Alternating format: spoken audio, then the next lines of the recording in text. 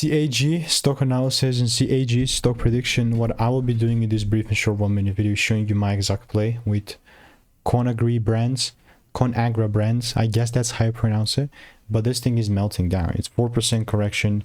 Honestly speaking,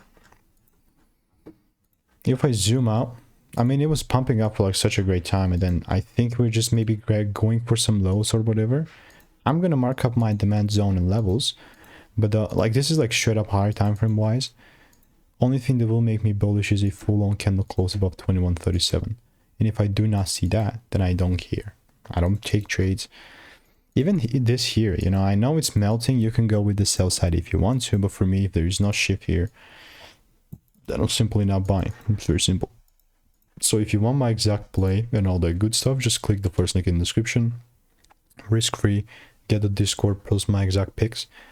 Absolutely, plus you get the blueprint. See you in the next one. Goodbye, NJ.